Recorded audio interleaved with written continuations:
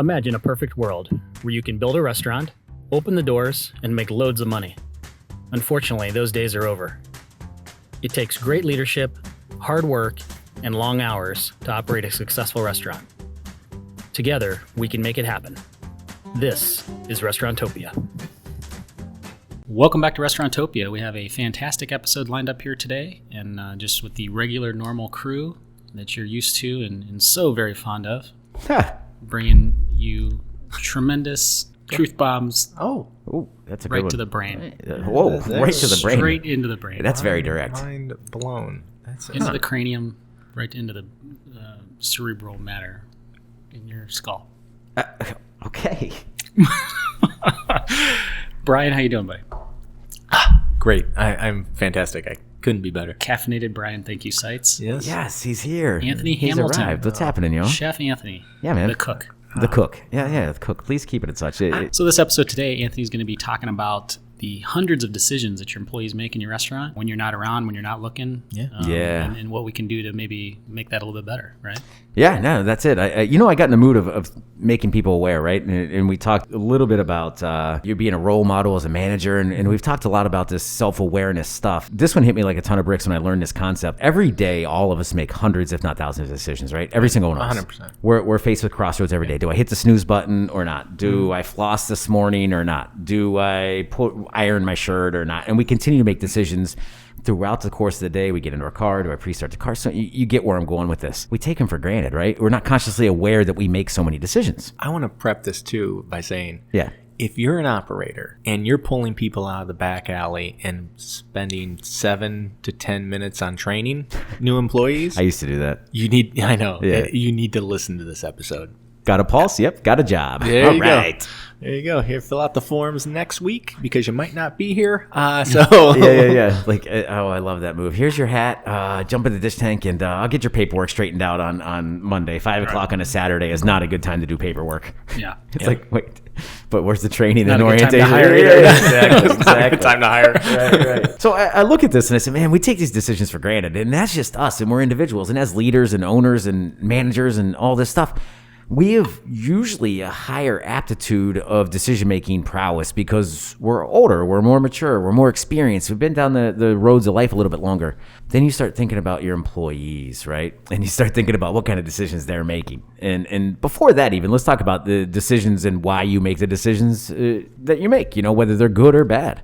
Whether it's self-discipline, maybe motivation, instant gratification, bias, guilt, happiness, depression, stress, all those things lead into the decision-making process, whether good or bad, right? As a leader, you're typically more advanced and you have higher expectations, but I think everyone at this table could admit that we make bad decisions daily. Agree or disagree? Oh, yeah. I mean, yeah, you try not to, but sure. Dave, you might be the wrong person to ask. I see your habit share come across, and Jeez. I put Dave on a pedestal today. Oh, he is. You guys do, and I don't He's know. the pious one is what I'm going to call him. I'm very grateful for your friendship. You should. You That's seem like I would have dropped some F-bombs right there. It's like, And Dave says, I'm grateful for your relationship. This is what I'm That's talking the about. perfect thing to say. It's the perfect thing to say. Yeah, that's what I'm talking. It's frustrating. Can you guys talk to my family? Yeah, right. Yeah. There's a lot of reasons we make decisions, and again, we've established that we make a ton of great decisions every day, and we make a ton of bad decisions every day. There's no question about it. And we've established that we make a higher level of decision just due to our experience and our self expectations, I suppose, because of where we're at in life as leaders and owners and that sort of thing. What we don't often do is consider that everybody makes these decisions, even our hosts, our dishwasher, our bus people, our line cooks, our entry-level managers. Every single person runs into these junctures and intersections every single day.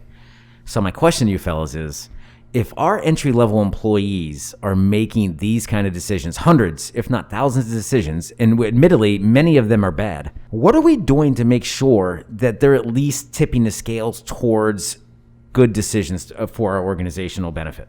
Yeah.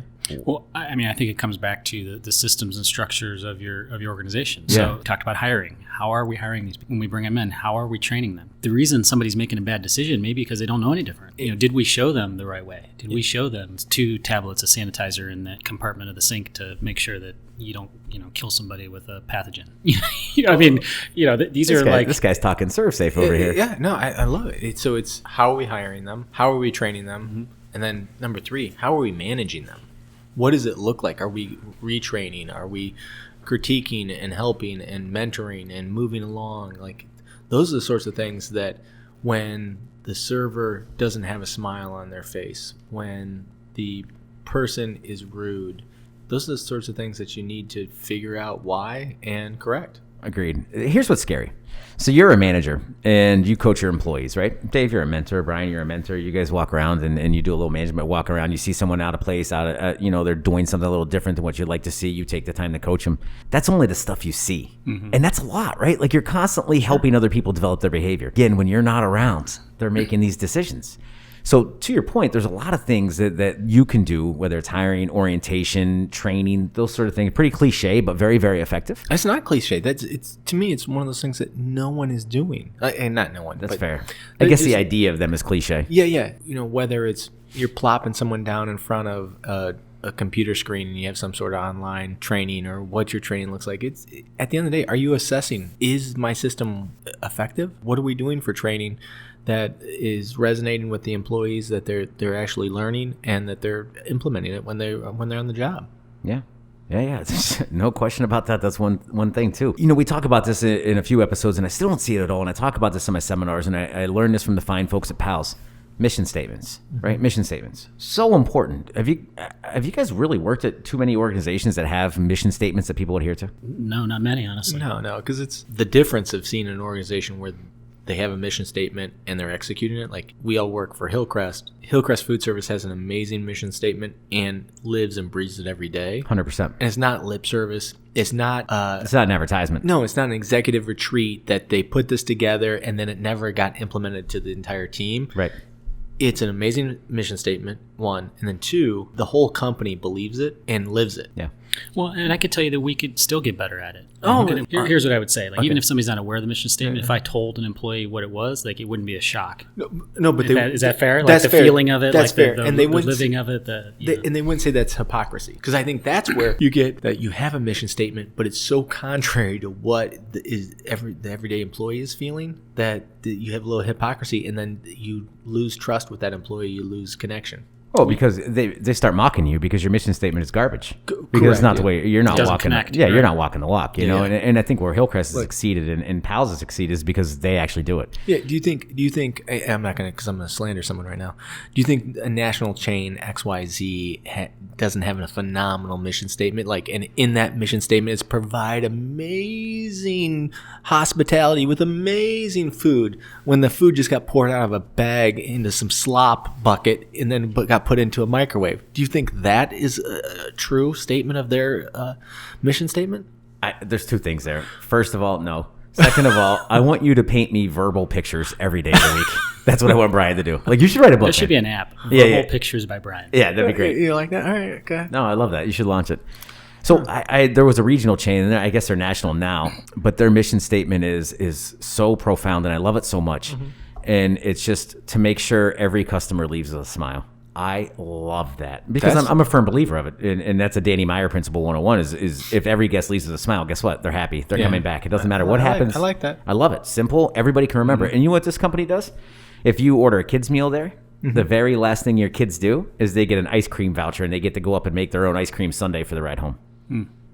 Yeah. Guess what your kids are doing? I don't love that for my car. Smiling. They're smiling on the way out the door, right? So not only do they have this amazing mission statement, but then they put it in action with giving your kids ice cream on the way out the door. As a parent, what else do you want? You have young kids. You know how frustrating it is going out to dinner, right? I can't smile. If my kids are smiling, I have to smile. There's I mean, what do you, no. you know what I mean? Like, think about it. Like, so this company built it in. What an amazing way to accomplish a mission statement. Oh, my God. How do we make everybody smile? Yeah. Free ice cream. Out the door. Yep. The last thing they get is free ice cream. And it puts the power into the parents' hands as far as like, all right, you have to have good behavior. Like, it's not like automatically the server's bringing over like, here's 4 buckets of ice cream. No, enjoy. Right. No, the server gives the vouchers to the parents. Yeah. Anyway, we digress. So mission statement, what it comes down to is that if we have that mission statement, everybody believes that you hired the right person that's going to have that mindset that's going to be able to execute and follow your mission statement. Now, all of a sudden, your employees have a default. So when they reach that intersection of what decision to make, am I going to go into the office early? Am I going to hit snooze? The mission statement tells them, okay, is what you're doing serving this statement? Is it going to stand up to the scrutiny of this statement?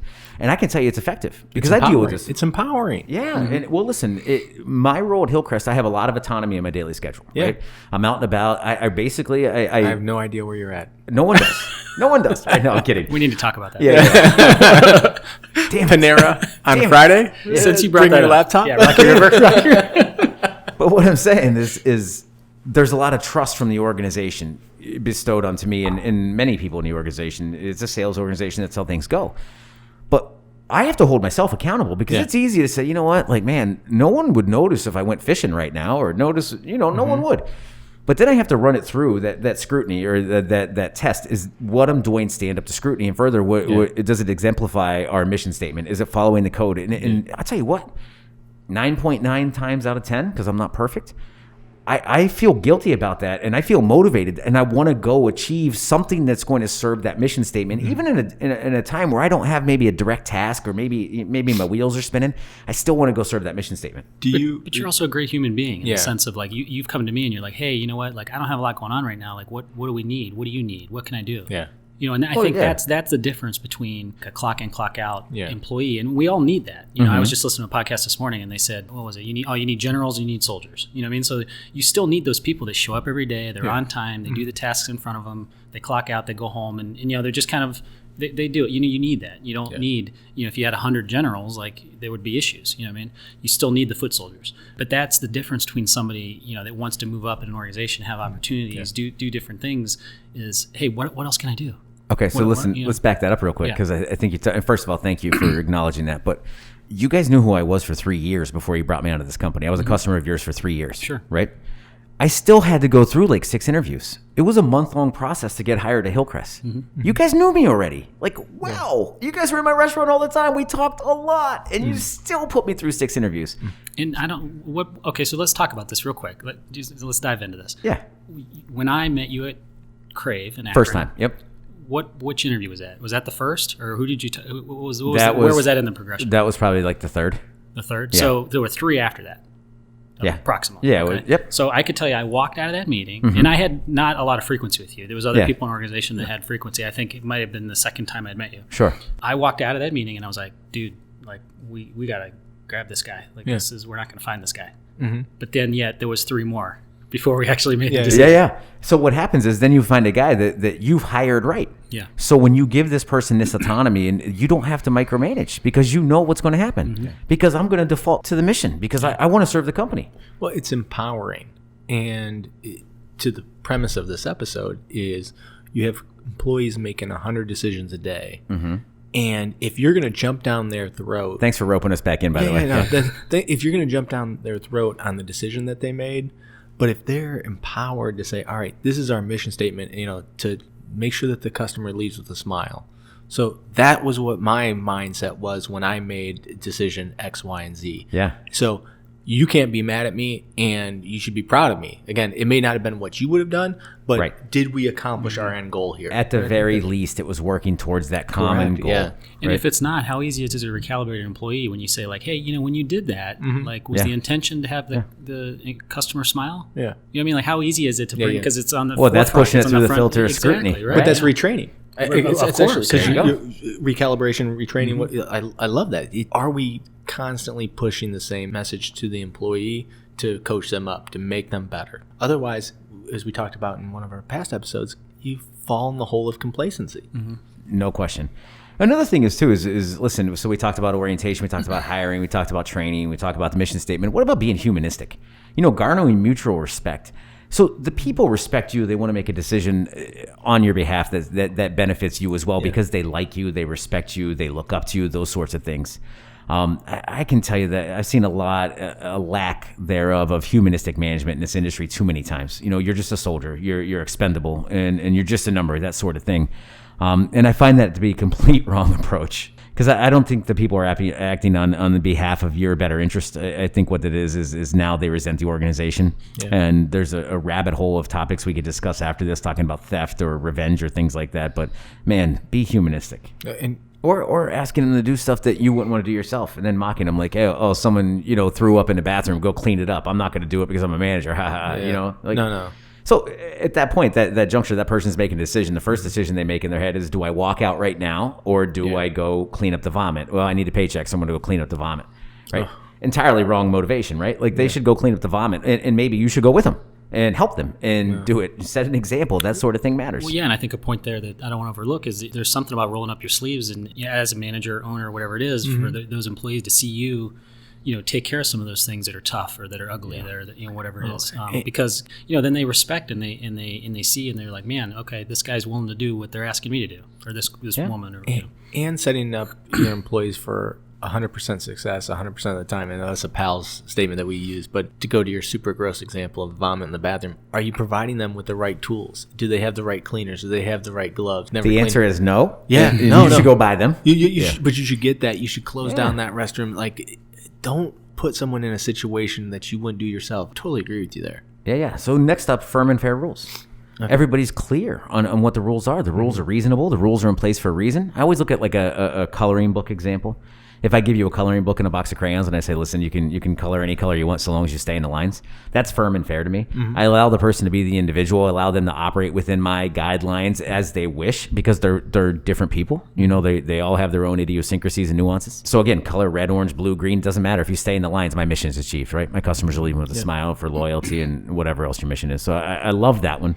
And I love being consistent and upholding. I don't care if you've been here for a week or 10 years, you're getting the same treatment as far as the adhering to the rules, right? I'm not sure we do a great job of that industry-wide. Not sure. I would say no, because there's no systems and procedures in place. Well, it comes back to expectations or failed expectations, violation of expectations because people didn't know the expectations. You know what I mean? If you hand me the blank piece of paper and say, draw me a picture, and then you're mad at me, that's different than, hey, put it in between the lines. You know what I mean? Did I tell you about that? Oh, I don't know. That's one of the exercises I adopted at my seminar. Really? So I tell everybody in the classroom, I said, hey, everybody draw a smiley face, right? And everybody draws a smiley face. And then I clicked the slide and there's a beautiful smiley face on the board. And then I went around the room and I chastised everybody for not achieving what I wanted out of that smiley face. That's the smiley face I wanted. One guy did. He drew an amazing smiley face. All right, you're off the hook, you son of a bitch. You ruined my model. And he also drew a picture of me. I didn't tell you about that, did I? No, it was great. No, I'll bring it up and show you. But this guy drew a smiley face. But anyway, everybody drew what they thought to be was an amazing smiley face. They were really trying to make this amazing picture for me. No one said. Maybe not. Actually, no. I don't know. They just but no one said. If you told me to draw a smiley face, like, here's what you're getting, dude. I'm like, people really tried. what? Yeah. Okay, that's fair. But did you preface again? I want an amazing smiley face. Yeah, of course. Yeah. Okay. Of course, yeah. All right. So The perfect smiley face. I want, the best smiley face you possibly could. And these people genuinely tried. And then I went around and I chastised them. I said, that's not good enough. I mean, nice try, but man, you got a long way to go. Yeah. And they're looking at me like they looked at me like I had two heads. And I was like, well, this is what your employees go through. No, it's exactly what I love this example. I love when you've taken the seminar. I got to get it back into so this. I feel like where can I get the seminar? Well, you have to come see me. It's Hillcrest Academy, the Hillcrest Hospitality Academy, Cool. No, we have a good time at this, and we adopt these sort of things as they go. But I think it's so incredibly important to understand what we sound like or look like, because we often don't take a step out of our bodies and look at it that way objectively. Well, you get caught up in this, I don't want to say trap, but get it done, do it right, blah, blah, blah. And it's like, and the employee has no idea what that means. Exactly. It's like, hey, go clean the freezer. Yeah. And then they do. And then they're all proud of it. You walk in and you're like, no, this isn't organized well enough. You didn't even sweep the floor. And they're like, well, I didn't know you wanted me to sweep the floor. This looks cleaner than what it was. I don't know. In my first job, they told me to mop the freezer. How'd that work out? How'd that work out? I have no idea. I have no idea if that's right or wrong. Like that's how little I know about back of house. Did they ask you to empty the coffee machine too? The hot water line in the coffee machine? No, that one. I've heard of that one. But no, I've seen someone stand there for a half hour emptying the coffee machine. Just so you know it's plumbed in. I love that. No, that's good. Until you empty the water tower. Right? Just stand there until it's done. That's part of it. Talk, firm and fair rules, and we talk about clear expectations. I think we probably beat that point down how many different episodes, but it's that important, right? I also love professional development a lot. I love investing into my people's IQ and EQ because that's the surefire way to solidify the foundation of their decision-making process. And I think if I'm worried, as I think most operators should be worried about employees making decisions with no one's around and making decisions on behalf of the company, there's no better way to ensure that they're at least leaning in the right direction to invest in their decision-making process. plain and simple. And whether it's through training, orientation, whatever the case may be.